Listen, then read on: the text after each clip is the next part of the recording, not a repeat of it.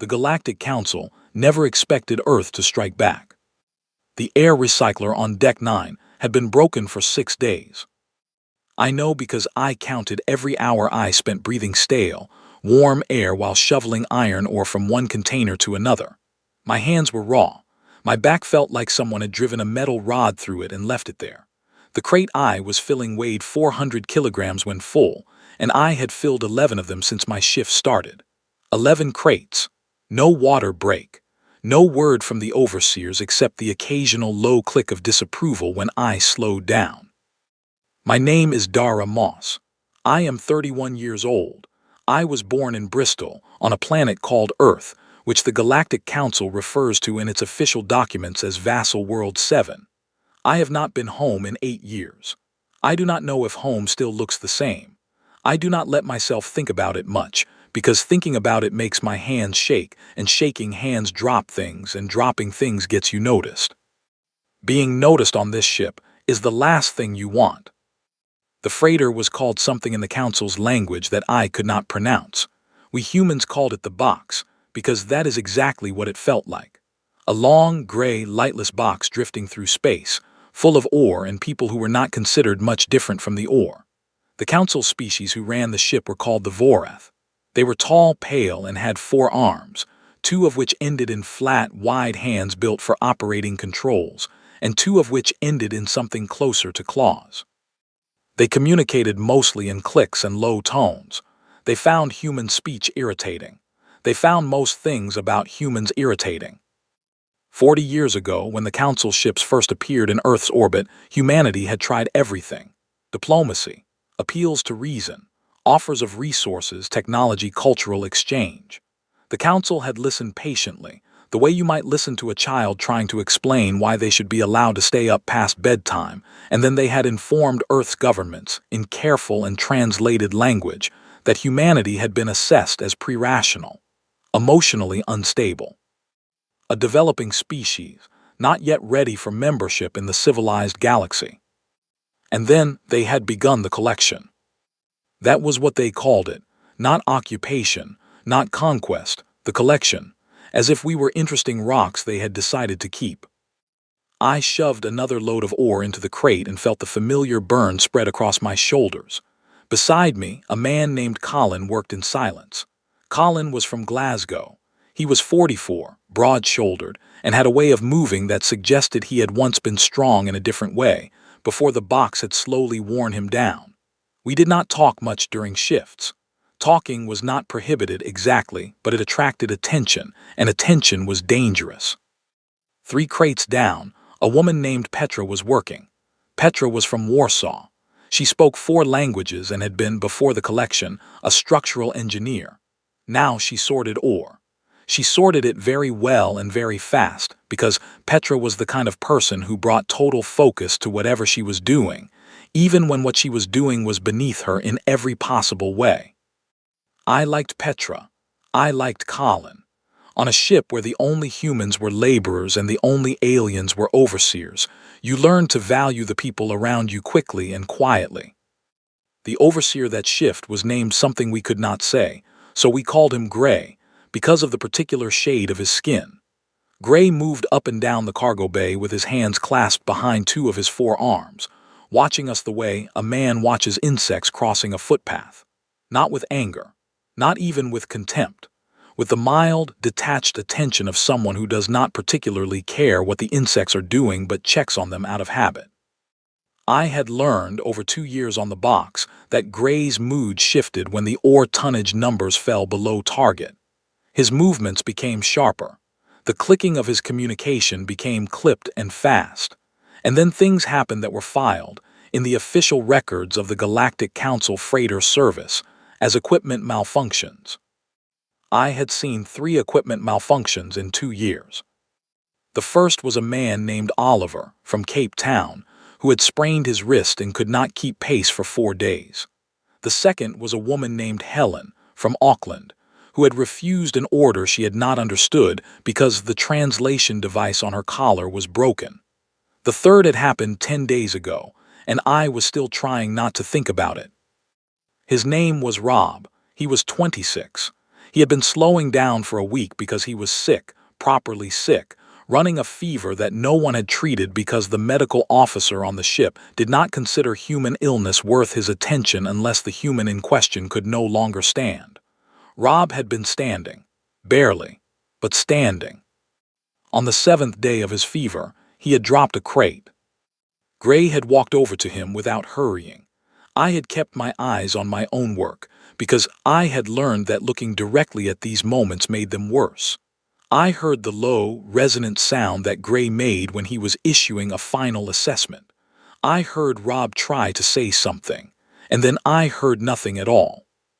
The official report said equipment malfunction, partial structural failure leading to loss of function. The crate was replaced. Rob was not. I thought about Rob while I shoveled. I thought about him the way you think about something that has lodged itself in your chest and will not come loose. I thought about the 26 years he had lived, and the fact that they were over, and the fact that nobody outside this ship would ever know his name, because the council did not keep records of individual human laborers. We were listed by number, not by name. I was H7441. Colin was H7437. Petra was H7452. Rob had been H7449. I found the chip at midday. Midday on the box was not really midday. There was no day. There was only the shift cycle, and when the shift cycle reached its midpoint, we were given 12 minutes to eat. The food came in sealed gray blocks that tasted like nothing in particular. I had stopped tasting it about a year in.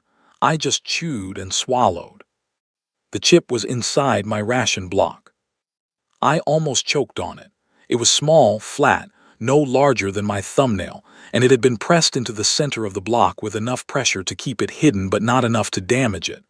I looked up immediately, checking for Gray. He was at the far end of the bay, his back to us. I closed my hand around the chip and kept eating. My heart was doing something I had not felt it do in a long time. It was moving fast, not from fear exactly, or not only from fear. I did not know what was on the chip. I did not have a reader, but I knew with a certainty I could not explain that it had not fallen into my food by accident. Someone had put it there. Someone who knew my number. Someone who knew my block. After the break, back at the crates, I passed close to Colin on my way to the loader. I did not look at him. I pressed the chip into his palm as our hands crossed in the space between us. He closed his fingers around it without a word, without a flinch, without a single change in his expression. I had chosen Colin because Colin was the one of us who had, quietly and without ever explaining how, gotten hold of a small handheld reader 3 months ago. He kept it inside a hollow in the sole of his left boot. 4 hours later, at the end of the shift, Colin walked past my bunk in the sleeping corridor. He did not stop. He did not speak. But he pressed a folded scrap of material into my hand, the kind we used to wrap blisters, and when I unfolded it in the dark of my bunk with the blanket pulled over my head, I found 3 words scratched into the surface in small, careful letters. The date is set. I lay very still for a long time. 3 words, that was all. But I had heard enough whispers over 2 years, enough fragments of coded conversation, enough carefully worded silences to understand what those 3 words meant. The resistance. The network that was supposed to be theoretical, that Gray and the other overseers dismissed the way you dismiss a rumor you find too absurd to investigate. The thing that humans told each other about in the dark, quietly, not always believing it themselves. It was real.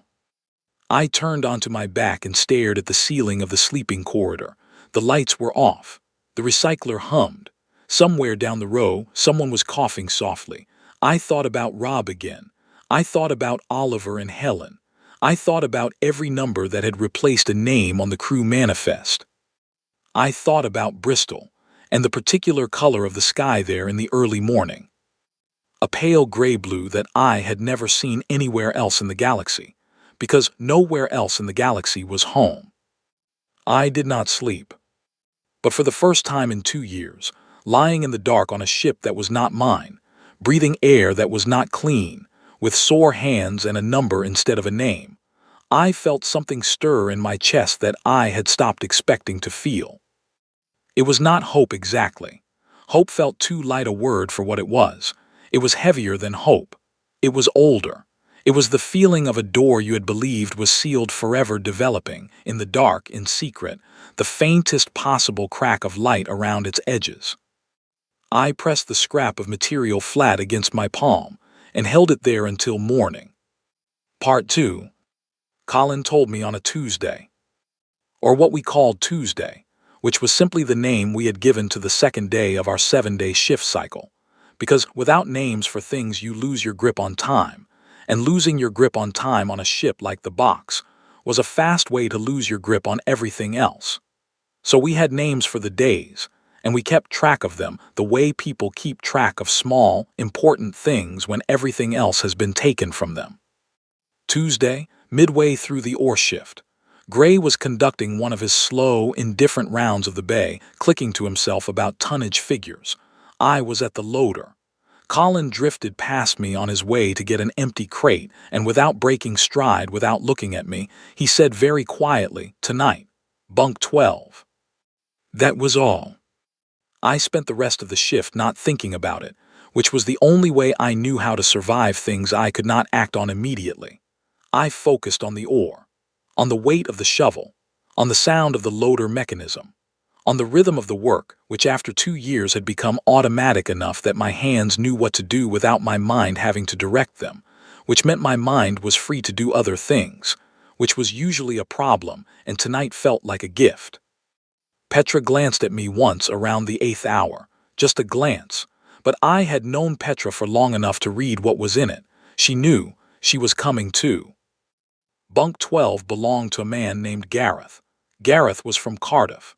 He was 53 years old, thin in the way that men get thin when they have been doing hard labor for years, and the food has never quite been enough, with gray in his hair and steady hands and eyes that saw everything without seeming to look at anything. Gareth had been on the box longer than any of us. 6 years. Nobody stayed on the box for 6 years without a reason, and Gareth's reason, I was about to learn, was not the reason I had assumed. I had assumed he had simply run out of options. I was wrong. There were 5 of us in bunk 12 that night. Me, Colin, Petra, Gareth, and a young woman named Lucy who worked on the upper cargo deck, and whom I had only spoken to a handful of times. Lucy was 23 from Edinburgh and moved through the ship like someone who had learned to be invisible, which I now understood had been deliberate. Gareth spoke in a voice just above a whisper, and we all leaned in close, because the walls of the sleeping corridor were thin, and the council had audio sensors positioned every 30 meters. The sensors were calibrated to detect elevated vocal frequencies, which was why we all kept our voices low and even. Another thing the council did not know about humans: we can have entire conversations at a volume that does not trigger their detection threshold. We had figured that out in the first year, and told each other about it without ever putting it in writing. Gareth said the chip was from Yusuf. I knew the name. I had heard it twice in the last year, both times in the same careful, guarded way that people say the names of things they are not sure they should believe in. Yusuf Akafar, a name that moved through the human labor networks like a current under still water. An engineer, supposedly. Someone who had been on 15 different council ships in 8 years, never staying long enough to become a fixture, always moving on before the overseers could build a clear picture of him. A ghost, some people said. A story other people had invented to keep themselves going. He is real, Gareth said, and looked at me specifically when he said it, as if he had heard my doubt before I expressed it. I have met him, twice. He has been building this for 4 years. Petra asked what this was. Gareth told us. I sat in the dark of bunk 12 and listened to the shape of it unfold, and the longer I listened the more something cold moved through me. Not fear. Something more complex than fear. It was the feeling of a thing you had believed was impossible slowly revealing itself to be not only possible but already in motion. 34 worlds. That was the number. 34 council-controlled planets and stations and freighters where human workers had been quietly, carefully over years, doing exactly what we had been doing tonight: learning, mapping, Memorizing. The council had a saying, Gareth told us. He had learned it from a translation document that a council administrator had carelessly left open on a shared terminal 3 years ago. The saying translated roughly as, "The useful creature does not plan." It was a proverb they applied specifically to species they had classified as pre-rational. It was their way of saying that the beings they used for labor were incapable of sustained strategic thought. They believed that with complete confidence. They had believed it for 40 years while we planned. Lucy leaned forward and said, "Why Dara, the chip I mean, why was it in her ration block?" Gareth looked at me. "Your monitoring file," he said. "The council keeps emotional stability readings on all human workers. It is one of their standard metrics. They use it to predict behavioral risk." I knew this. The collar we all wore was not just a translation device. It had biometric sensors. The overseers received daily reports on our stress levels, our sleep patterns, our emotional state. "Your readings," Gareth said, "have been reading as advanced resignation for 14 months, which in their classification system places you in the lowest possible behavioral risk category." I stared at him. "You look to their sensors like someone who has given up completely," he said. "You are not flagged. You are not monitored closely. You are, as far as their system is concerned, a functioning unit with no risk of disruption." "But I have not given up," I said. "No," Gareth said, "you have not, but you are very good at looking like you have. That is not a small thing, Dara. That is exactly the kind of person this needs." I thought about what that meant. I thought about 14 months of getting up every shift and doing the work and keeping my face still and my voice level and my hands steady, not because I had accepted what was happening, but because showing that I had not accepted it felt dangerous. 14 months of survival behavior that had, without my knowing it, made me look like the perfect asset to a resistance network. The council had designed their monitoring system to identify humans who might cause problems. It had never occurred to them to consider that the humans who looked most compliant might simply be the ones who had learned to hide better. That was the moment I understood, fully and for the first time, what Yusuf Akafar had understood years before me. The Council's greatest weapon against us was also their greatest blind spot. They were so certain of what we were that they could not see what we were becoming. Gareth laid out what was needed from our cell specifically. The box carried two things of strategic value: its ore, which was irrelevant, and its navigation core, which was not. The navigation core held encrypted routing data for 17 council supply lines in this sector.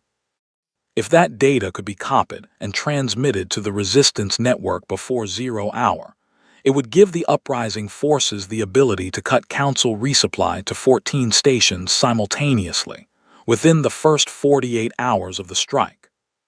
The core was in the ship's operations deck. The operations deck required a Level 4 access code to enter. We did not have a Level 4 code. We had something better. Petra said before Gareth could explain, the tertiary maintenance hatch, behind the water reclamation unit on Deck 6. She said it the way she said everything, quietly and precisely, like someone reading from a document she had already memorized. It bypasses the access code requirement because it was built as an emergency engineering route. The Council specifications classify it as a non-secure access point because no one below officer rank is supposed to know it exists. She paused. "I found it 14 months ago," she said. "I have been waiting." We all looked at her. "I did not know for what," she said simply, "but I knew something would come." The plan was detailed, and it would take 3 days to prepare. I would be the one to enter the operations deck through the tertiary hatch, because my risk classification was lowest. I would carry a data extractor that Gareth had been building in pieces over 6 months from components he had collected from broken equipment that the Council discarded without checking. It was not elegant. It was not sophisticated. It was a small, ugly device built from salvaged parts by human hands in the dark, and according to Gareth, it would work. I would copy the navigation core data. I would transmit it on a frequency that the council did not monitor because they did not know humans had learned to generate it, using a method that would take too long to explain but which Lucy would operate from a secondary position. And then we would wait for 0 hour.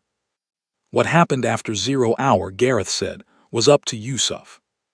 I thought about the Overseer Gray as we dispersed back to our bunks. I thought about Rob and Oliver and Helen. I thought about the data chip hidden in a ration block, and the 3 words scratched onto a strip of blister wrap, and the 14 months of looking like someone who had stopped fighting. I thought about the fact that the Council had looked at humanity for 40 years and seen exactly what they expected to see. Not because we had shown it to them, but because they had never considered the possibility that we might be showing them something else. That was the night I stopped feeling afraid. Not because the danger had decreased. The danger had, if anything, increased sharply. But fear had been sitting in me for years like a stone, heavy and cold and familiar, and something had shifted it loose. Not hope, not anger. Clarity. I knew what I was doing. I knew why. And for the first time in 2 years aboard a ship that had never been mine, breathing air that was never clean, carrying a number instead of a name, I felt the sharp and specific weight of being a person with a purpose. I pulled my blanket over myself in the dark and stared at the ceiling. 3 days. Part 3. I went in on Thursday. The tertiary maintenance hatch was exactly where Petra had said it would be, behind the water reclamation unit on Deck 6, behind a panel that required a standard hex tool to open, which Gareth had sourced from the same pile of discarded equipment that had given us half the components for the extractor. The panel came off in my hands without resistance. The hatch beyond it was narrow. I had to turn sideways to fit. The crawlway beyond it was dark and warm and smelled like metal and recycled air. I moved through it on my hands and knees, counting the turns from the diagram Gareth had scratched into the floor of bunk 12 and then erased.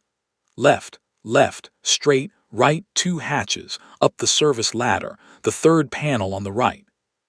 I was not thinking about what would happen if I was caught.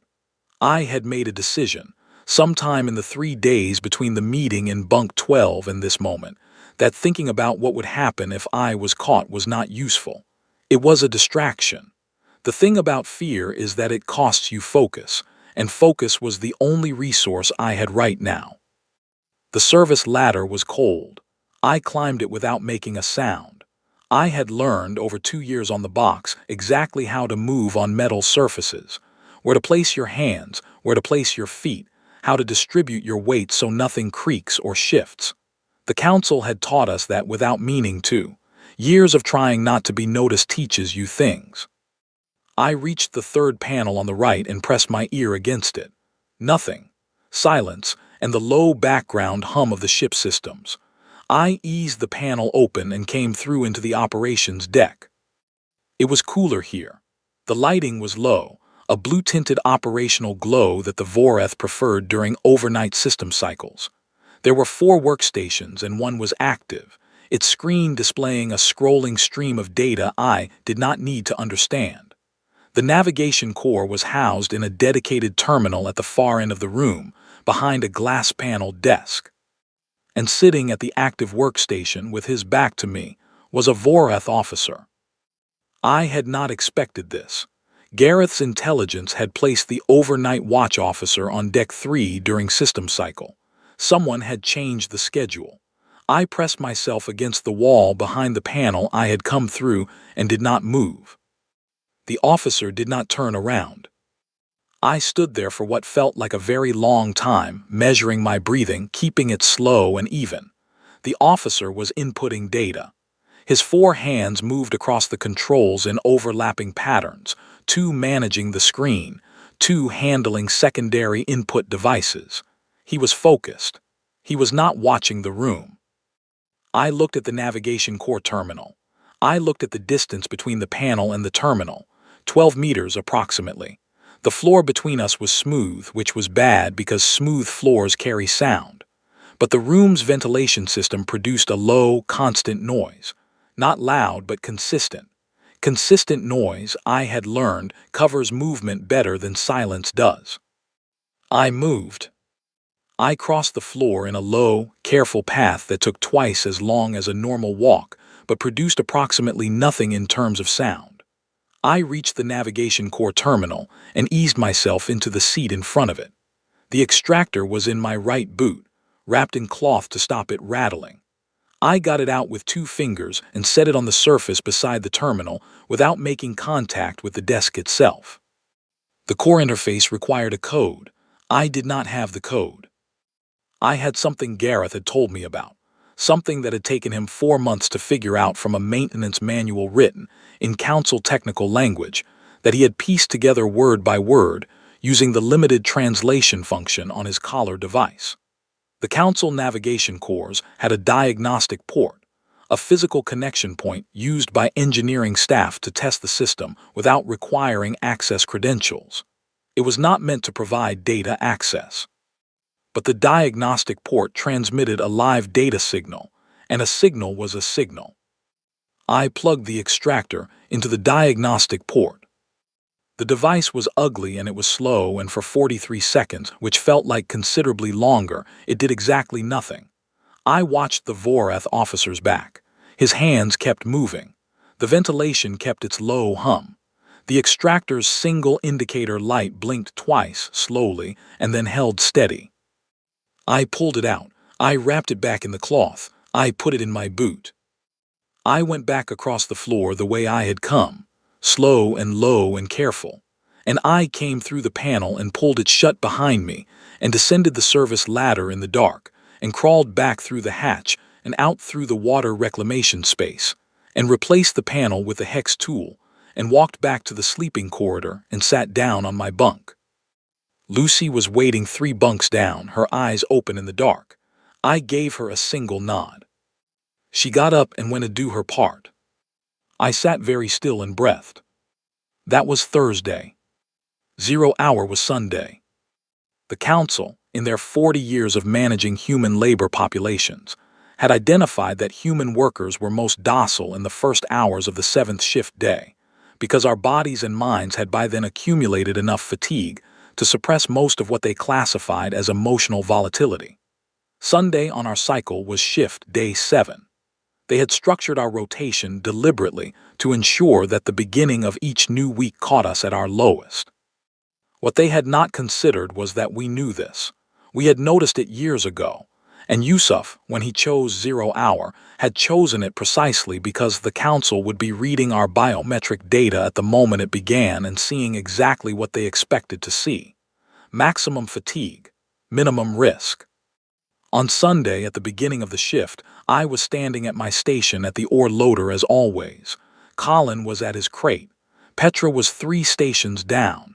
Gareth was on loading detail. Lucy was on the upper deck. Gray was doing his morning round.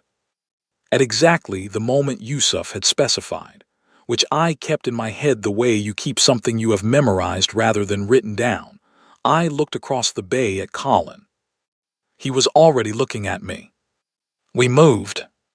What happened in the next 4 hours was not clean or organized the way it looks in stories. It was loud and fast and confusing, and required us to make decisions in seconds that we had only half planned for. The engine room fell to our cell before Gray had finished his round, because Gareth had spent 6 years learning exactly which systems could be physically disabled by a person who knew where to put their hands. And Gareth put his hands in the right places within the first 3 minutes. I went for the communications array. The communications array was on the bridge level, which required passing through 2 corridors that Gray's regular round would have covered. But Gray was not running his regular round anymore. Gray had heard the sounds from the engine room and was moving toward them. I heard his clicking as I went the other direction, fast and low, and I did not look back. The array room was unmanned. I got through the door using a method I will not detail except to say that Petra had explained it to me, patiently, twice, and it worked. I sat down at the communications array, and I began to do what Lucy had spent 3 days teaching me to do. I jammed the council distress frequencies, one by one, working through the list I had kept in my head. It was not instant. It took 11 minutes.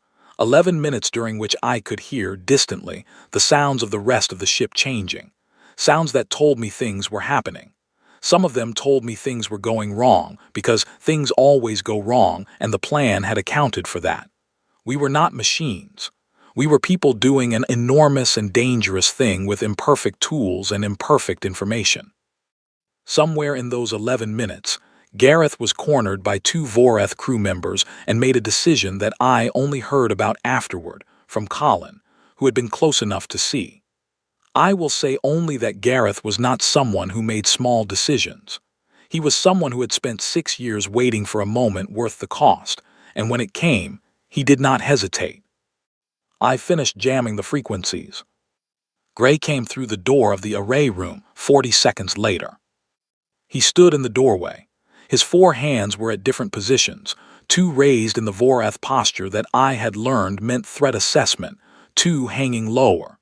He looked at me sitting at the communications array with my hands on the controls, and he clicked. Once. The sound the Voreth make when they are processing something that does not fit their expectations. I looked at him. I did not move from the chair. In 2 years I had never looked directly at Gray.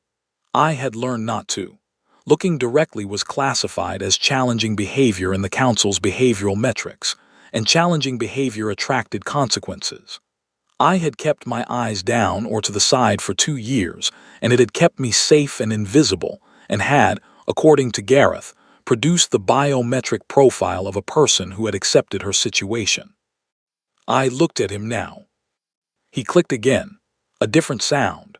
I did not know its precise meaning, but I knew it was not the sound of someone still in control of the situation. I said clearly, "This ship belongs to us now." He moved. I will not describe what happened in the next few minutes except to say that Gray was larger than me, and faster, and had 4 arms to my 2, and none of that was enough. The Council had spent 40 years deciding we were not a threat. Gray had spent 2 years watching me shovel ore and reading my biometric data and confirming daily that H7441 was a functioning unit with no risk of disruption. He had never once considered what 2 years of working that loader had done to my hands and arms and back. He had never thought about what it might mean that humans keep going long after the point where most species stop. He had read our endurance as resignation. He had read our patience as defeat. He was wrong about what we were made of. When it was over, I sat back down at the communications array. My hands were unsteady for the first time since Thursday. I let them shake for a moment. Then I steadied them. Then I transmitted a single encrypted signal on the frequency that Lucy had configured to the network address that Yusuf had put in the chip. The signal was one word. Confirmed. I sat in the chair in the array room of a ship that had, for the last 20 minutes, belonged to us, and I breathed. Somewhere out there, 33 other signals were being sent. 33 other cells on 33 other worlds confirming the same thing. I pressed my back against the chair and closed my eyes for exactly 5 seconds. Then I opened them, because there was still work to do. The ship had been taken, but it needed to be held, and held ships require people paying attention. I paid attention. But in those 5 seconds in the dark behind my eyes, I thought about Rob. I thought about Oliver and Helen and every number that had replaced a name. I thought about the color of the sky above Bristol on a pale gray-blue morning. I thought about Yusuf Akafar, who I had never met, who had spent 4 years building a thing that the Council had been certain could not exist. I thought about Gareth and what he had done in those 11 minutes, and what it had cost him and what it had been worth. I opened my eyes. The stars outside the operations deck porthole were very still and very bright. I had a ship to hold. Part 4. The Council chamber on Station Meridian Prime was the most impressive room I had ever stood in, and I had spent 2 years in a cargo bay. That is not a joke. The chamber was built into the top of a structure that extended 4 kilometers above the station's primary ring, a perfect sphere of transparent material that looked out onto open space on all sides. The stars were everywhere. When you stood in the center of it, you felt like you were floating in the middle of the galaxy with nothing between you and forever. I think it was designed to make visitors feel small. Standing there with Colin on my left and Petra on my right, and a human delegation of 12 people arranged behind us, I thought about that. I thought about someone designing a room specifically to reduce the confidence of whoever entered it. I thought about how much effort that took. I thought about what it meant that, even now, even after everything, the council's first instinct was to arrange the furniture to remind us of our place. Our lead negotiator was a man named Henry Adebio. He was 57 years old from Lagos, and he had been before the collection a barrister. He had spent 40 years as a laborer, most of it on a mining platform in the outer belt, and he had emerged from it carrying himself, the way certain people carry themselves after long difficulty. Not broken, not bitter, but refined. Stripped down to something very clean and very solid. I had met Henry 3 days ago on the transport from the box to Meridian Prime. He had shaken my hand and said, "I hear you took a communications array." I had said yes. He had said, "Well done," and that was the entirety of the praise, which was appropriate because there was a great deal of other work to do. The council's 5 elder representatives were already seated when we entered. 5 species. 5 thrones, which was the only word for them, arranged in a shallow arc on a raised platform at the far end of the chamber. The Voreth were represented, which meant Grey's kind. The others were species I had seen in person only rarely. The Shan, who were tall and gray-green and moved with a liquid smoothness that seemed to suggest they had more joints than visible.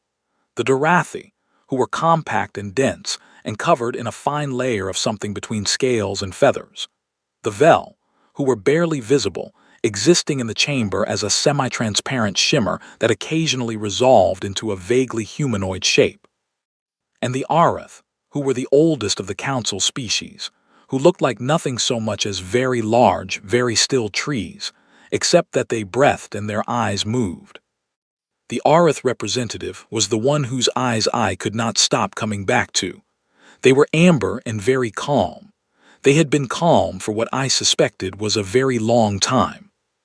The lead diplomat was Vorath. His name translated approximately as first voice, and he had been first voice of the council for 11 years. He had the particular quality of someone who has spent a long career being agreed with. When he spoke, the air in the room adjusted slightly, the way a room adjusts when someone turns up the pressure. He opened by saying, in careful translated language, that the council recognized the recent events as an expression of accumulated grievance, which was a reasonable thing, and that they were prepared to discuss adjustments to the labor arrangement framework, which showed a commitment to the well-being of all species under council guidance. He said it the way you say something you have decided on in advance, which you are presenting as a generous offer, expecting gratitude. Henry let him finish. Then Henry placed a data slate on the table in front of him. He did not say what was on it, he just placed it there, flat, face down. The first voice looked at the slate. We welcome any documentation of 40 years of records. Henry said, his voice was level and unhurried. Compiled from testimony by 11,432 surviving human workers across 63 council installations. Incident reports, equipment malfunction filings, mortality statistics, cross-referenced with the council's own internal logs, which our people accessed during the recent action. Silence. The number, Henry continued, of human deaths filed as equipment malfunction in those 40 years is 9,211. The silence got heavier. In the council's own internal logs, Henry said, the classification note on the majority of these incidents reads, organic unit failure, non-recoverable, cause unrelated to equipment. They were filed as equipment malfunction in external records to avoid triggering the council's own humanitarian review protocols. The first voice said, we will need to verify. You filed them, Henry said. Verify away. I was standing at the side of the chamber, watching. I had no official role in the negotiation. I was there because Henry had said, when we boarded the transport, that he wanted people around the table who had been on the ships, not because they would speak, but because their presence said something that words could not. I watched the first voice. I watched his four hands move slightly, which was how the Voreth expressed what I had learned to recognize as discomfort. I watched the Shan representative exchange a look with the Durathi one. I watched the Arith's amber eyes, which did not move at all. It was the Vel representative who spoke next. Its voice came from the shimmer it occupied, translated into sound by the chamber's systems as a low, measured tone. The Council acknowledges that the labor framework may have been implemented with insufficient attention to welfare metrics. Henry looked at the Vel. Insufficient, he said. The Vel's shimmer compressed slightly. We are acknowledging. 9,211 people, Henry said, died in conditions your own logs describe as preventable. The word you are looking for is not insufficient. I am not going to help you find a smaller word. I had not expected that. I do not think the council had either. There was a quality to the room in that moment that I had not felt before. I had felt fear in rooms. I had felt tension. I had felt the particular weight of being in a space where someone with power is deciding what to do with you. This was different. The council members were not deciding what to do with us. They were trying to figure out what we were going to do with them. I had grown up, all of us had grown up in the shadow of the council's certainty about us, pre-rational, emotionally unstable, developing. The words were in every official document, every public statement, every translated address to the human labor populations. They were meant to explain why we were managed rather than governed, why we were collected rather than met, why our deaths were filed as equipment malfunctions and our names were replaced with numbers. Watching the council sit across from Henry Adebio, who had spent 40 years in a mining platform, and emerged from it carrying himself like a man who had simply been waiting for the appropriate occasion, I understood something that I had intellectually known but never felt in my bones until now. They had always been afraid of us. Not because we were dangerous initially, but because we were unfamiliar. The Council's entire framework for managing other species rested on the ability to categorize and predict. The Shan behaved in Shan ways. The Durathi responded to Durathi patterns. Every species the Council had ever encountered fit somewhere in their accumulated knowledge of how living things thought and moved and reacted. We did not fit. Our emotional range was too wide. Our responses were too variable. We grieved and laughed in the same hour. We ran toward things that should make us run away. We kept going long past the point where their models said we should stop. We were, in their classification system, perpetually anomalous, and they had resolved that anomaly by deciding we were simply not rational enough to be unpredictable on purpose. And then we were. The Arith representative spoke for the first time. Its voice, translated, was deep and slow, like stones settling. It said, "You intend to leave the council framework." It was not a question. Henry said, "We left it 12 days ago." The Arith was quiet for a long moment. Then it said, "What do you want?" Henry picked up the data slate from the table. He turned it over and placed it face up. On its surface was not a document. It was a list of names. I could see from where I was standing that the list was long, many pages, small text. "We want these people remembered," Henry said, "by name, in the Council's official records, every one of them." The first voice said, "We can discuss a memorial framework." "We are not discussing a framework," Henry said. "We are telling you what we want. You will record every name. You will correct every equipment malfunction filing. You will acknowledge in your official record what happened and who was responsible. And then we will talk about what comes next, in that order." Another silence. I looked at the Voreth first voice. I was looking directly at him, which I was still not fully used to doing. He was looking at Henry with an expression I had no council word for. I had a human word for it. Reckoning. Then something happened that I had not expected, and that, from the reactions of the people around me, no one else had expected either.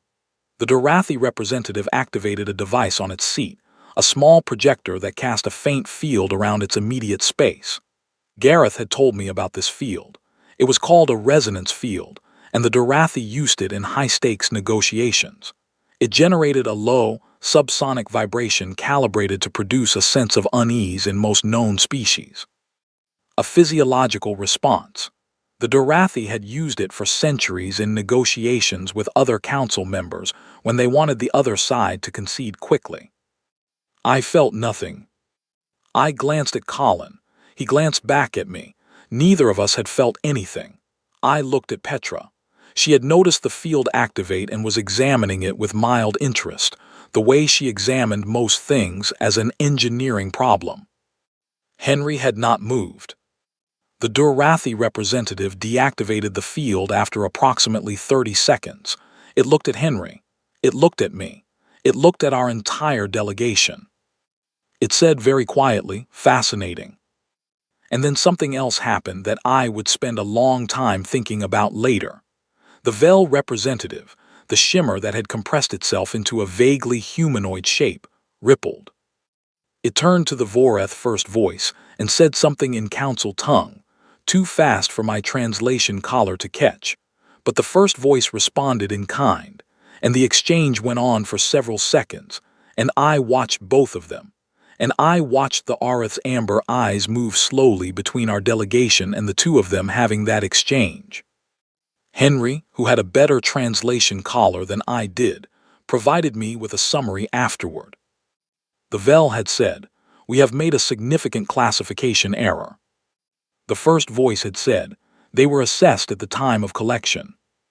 The Vel had said, "Yes, but assessment assumes the subject is static. What if they were not static? What if they were changing?" The first voice had not had an answer. Henry placed one more item on the table before we left. It was a second data slate. This one contained a proposal, not a request. A proposal, phrased the way one party phrases something to another party of equal standing. Reparations, timeline, terms, the return of sovereignty over Earth and over the labor populations on every council installation where humans still worked, an independent monitoring arrangement, a formal reclassification of humanity in the council's species database, removing the pre-rational designation and replacing it with nothing, because we did not need their label. The first voice looked at it for a long time. Then he said, "You are walking out." Henry said, "We walked out 12 days ago. We are leaving the room now." We left the room. In the corridor outside the chamber, one of the council's administrative staff, a young Voreth who could not have been much older than me in their aging, stepped beside me as we walked and said quietly, in careful translated language, "I need to ask you something. Not for the record." I stopped. The rest of the delegation moved ahead. Colin glanced back. I nodded at him. The young Voreth said, "What are you? We have cataloged 10,000 species. Nothing in the catalog matches what we have seen in the last 12 days. I am not asking for the council. I am asking for myself. I need to understand." I looked at him for a moment. I said 40 years ago when your ships came to our world we lost everything. Our freedom, our choices, our names, people we loved. We spent 40 years being told we were not rational enough to be real, not developed enough to matter, not worth remembering by name. I paused. And we spent 40 years getting up every morning and keeping going anyway, not because we had given up, because we had not. The young Voreth was very still. "That is what we are," I said. "We are the ones who have not given up. We have never given up. You just did not know what that looked like from the outside." I walked away to catch up with the delegation. Behind me, I heard him standing very still for a long time before he moved. Part 5. A year. It is a strange thing to arrive back somewhere you have spent years missing so intensely that you stopped letting yourself miss it, because missing it was a form of pain you could not afford, and then to be standing in it, On it, I suppose, because Earth is the kind of place you stand on rather than in. The ground is under you. The sky is above you. The air moves. The air moves. I had forgotten that. The way air moves on a planet, not the mechanical circulation of a ship's recycler, not the dead stillness of a pressurized corridor, but actual air, pushed by actual wind, carrying with it the smell of soil and distance and weather. I stood on a hillside outside Bristol on a morning that was overcast and gray-green and cool, and I breathed, and I did not think of anything for a full minute because the breathing was enough. Then the minute passed, and I thought of plenty. A year had not been long enough to process everything that had happened. I was not sure how long would be long enough. I was not sure time was the right unit of measurement for it. The 12 days of the action, as people were calling it now, had compressed more experience into a shorter period than my previous 8 years combined. And the year after had been its own kind of compression. Negotiations, arrangements, the slow unwinding of a 40-year system that had woven itself into everything. The council had agreed to the reparations terms. They had not agreed quickly or gracefully. It had taken 4 months of back and forth between Henry's team and the council's representatives, during which the council had tried 17 different approaches to reducing the scope of their obligations, and Henry had refused each one with a patience and precision that I had observed, on 2 occasions, from the room next door, through a wall that was thinner than I think the council knew. Henry was extraordinary. He was the kind of person who made you understand that extraordinary was not about talent or intelligence alone. It was about what you chose to spend yourself on. The names were recorded, all of them, 9,211 names in the council's official archive. It had taken a team of 40 people 2 months to compile and verify them all. Rob's name was in there. Oliver's name. Helen's name. Every number that had replaced a name now had its name back. I had sat in a room and read through the list the day it was finalized. I had not expected it to be as hard as it was. Knowing the list existed and sitting with the list in front of you were 2 different things. I read it from beginning to end. It took 4 hours. I did not skip anyone. A pre-rational designation had been removed from the council's species database. In its place was a notation that read, "Species status under revision, pending reclassification in accordance with observed behavioral and social capacity assessments." It was bureaucratic language, which was the council's way of doing things, but what it meant, practically, was that they no longer had a formal basis for treating us the way they had. Whether formal basis and actual practice were the same thing remained to be seen. That was the work of the next years and the years after those, and I did not have illusions about how clean or simple it would be. What I had instead was the hillside outside Bristol on a gray-green morning, and the air moving, and a man named Yusuf Akafur sitting on a rock 3 meters away from me, drinking from a flask and looking at the valley below. We had met properly for the first time 6 weeks after the action. He was exactly nothing like I had imagined. I had imagined someone forceful and magnetic, a natural leader in the visible way, the kind of person around whom rooms organize themselves. Yusuf was quiet. He was 41, with an unhurried way of moving and a habit of listening that was different from most people's listening. Most people listen while thinking about what they are going to say.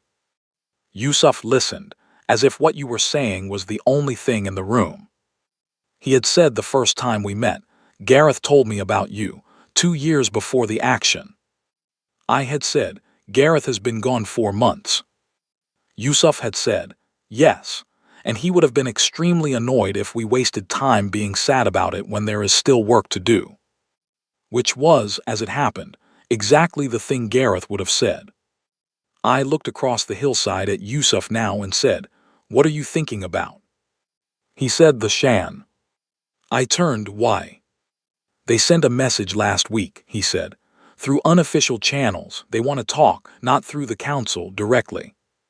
This was the 3rd such approach in the past 2 months. The first had been from a species called the Tenori, a mid-tier council member who had observed the 12 days of the action from what they had hoped was a safe distance, and then, apparently, done a great deal of thinking. The second had been from an independent station system in the outer sectors that was not a council member, but had been operating under council trade agreements that were, in practice, indistinguishable from subordination. The Shan were different. The Shan were one of the 5 elder species, one of the 5 who had been in that chamber, who had exchanged looks when Henry put the data slate on the table. "What do they want to talk about?" I said. "They did not say," Yusuf said. "They said they wanted to understand us better, that they had been wrong in their assessment and they wanted to correct it." He paused. "They used a phrase that is interesting in their language. It translates approximately as, 'We were looking but not seeing.'" I thought about that. "Do you trust them?" I said. "Not yet," he said, "but I am interested in the conversation." That was Yusuf, interested in the conversation. He had built a 4-year network across 34 worlds by being interested in conversations, by understanding that the people doing the hardest work in the worst conditions were paying attention to everything around them, filing it away, because when you have nothing else, you pay attention. He had taken that attention and given it direction. He had never pretended it was simple or that the cost was low. Gareth was one of 26 people from our network who had not come through the 12 days. Yusuf knew every name. I had seen the list he carried, on a small folded piece of material that he had been adding to for 4 years.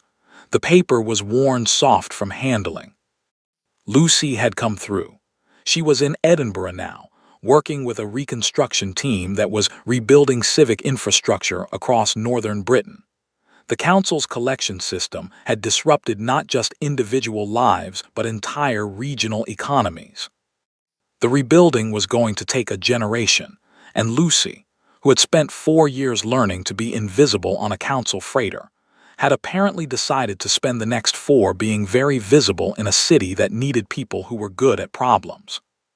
Petra was in Warsaw. She had gone back to engineering, structural specifically, which made sense for a person whose first instinct on finding a secret maintenance hatch was to memorize it in case it became useful. She sent letters. They were detailed and precise like Petra, and they always ended with a brief, dry observation about whatever the council's latest diplomatic statement had been. It was the closest Petra came to humor, and I appreciated it every time. Colin had gone home to Glasgow. He had a daughter there, 12 years old, who had been 3 when he was taken, and who he had spent 2 years showing photographs of on the rare occasions when we were allowed access to personal communications.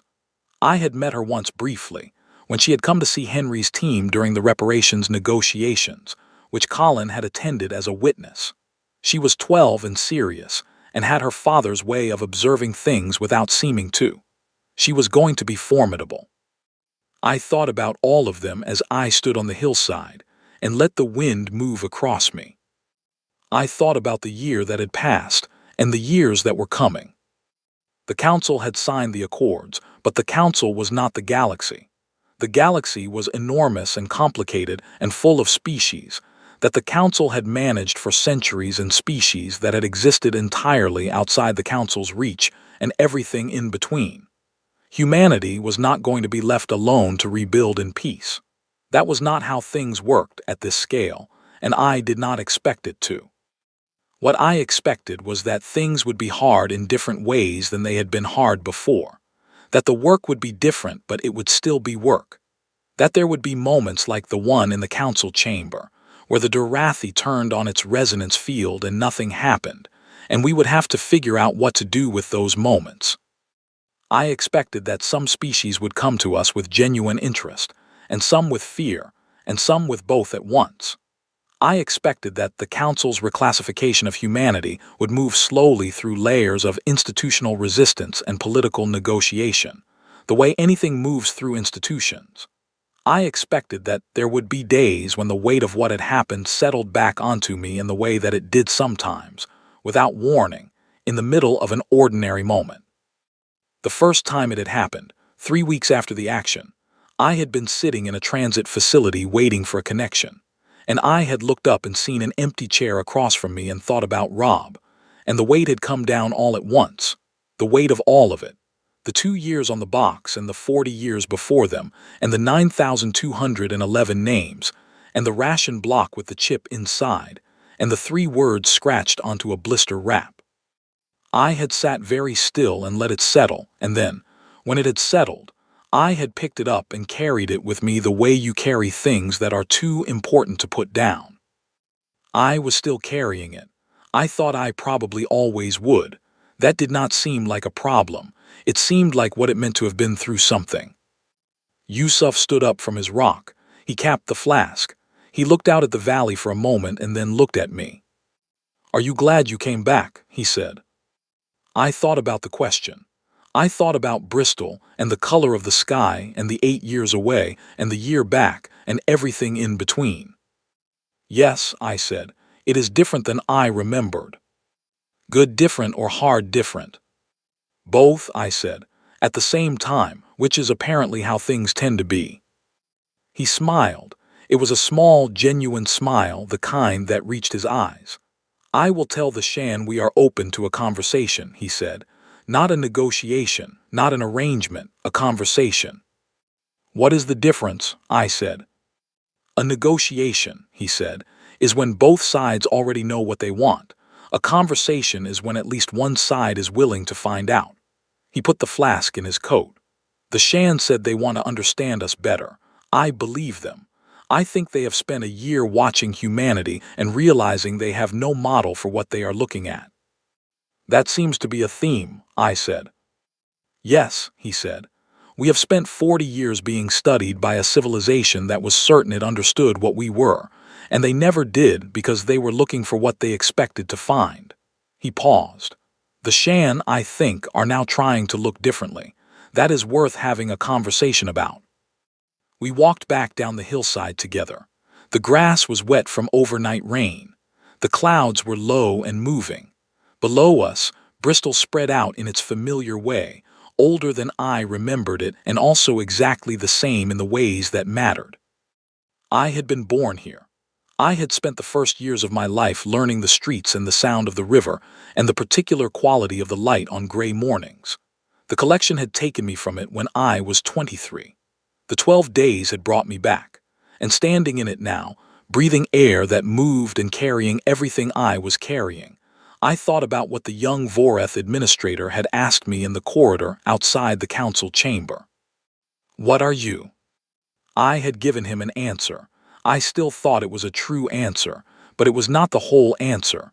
No single answer could be. What we were was a species that had been told for 40 years that we did not measure up, that our emotions were liabilities, our variability a weakness, our persistence a malfunction, our hope a delusion. We had been cataloged and numbered and filed and managed and told in 100 different translated languages that we were not enough. And we had kept going anyway. Not because we were fearless. Fear was with me every day of those 2 years, a constant low presence that I had learned to function alongside the way you learn to function alongside anything that will not leave. Not because we were certain of success. Gareth had not been certain. Lucy had not been. I had not been. We had moved anyway in the absence of certainty, which is the only way that anything worth doing ever actually gets done. Not because we were special in the way that stories sometimes suggest, as if surviving hard things confers some particular grace that sets you apart from others. We were not apart from others. We were people, ordinary and complicated, with bad days and fears and the persistent human habit of hopping for things we could not see yet. That was it, I thought. That was the part the council had never understood, and the part the young Voreth had not been able to find in his catalog. We hope for things we cannot see yet, and we keep going until we can see them. We went all the way down the hillside and into the city. The streets were quiet in the early morning. There was a bakery on a corner that I had not thought about in 8 years, and then had thought about with unexpected intensity in the middle of a cargo bay on a ship called the Box, and it was still there, and its door was open, and something inside it smelled like bread. We stopped. Yusuf looked at me. I said, "We are going in." He said, "Yes, obviously." We went in. Later, on a bench outside with something warm in my hands, I watched a council diplomatic shuttle arc silently across the upper sky, leaving the atmosphere. It was smaller than it used to look. Or perhaps I was seeing it from a different angle than before. Either way, it grew smaller and smaller until it was just a point of light among other points of light, and then it was gone. Yusuf said, without looking up, "They are going to come back." "I know," I said. "And the Shan, and the Tenori, and the outer station systems, and eventually others we have not heard from yet." "I know," I said again. "Are you ready for that?" I thought about everything I had been and everything that had happened and everything that was still ahead. All of it tangled together the way life tends to be tangled. Not clean or linear, but real. I said we were never the ones who were not ready. We were just the ones they had not finished underestimating. Yusuf looked at the sky where the shuttle had been. Then he looked at me. Then he looked back at his bread, which was a practical decision because it was very good bread. "Let them come," I said. And I meant it. Not as a threat. Not as defiance. Simply as a statement of fact from someone who had spent 2 years in a cargo bay counting the hours, carrying a number instead of a name, learning what it meant to keep going when everything said stop. Let them come. We would be here. We had always been here. We were not going anywhere.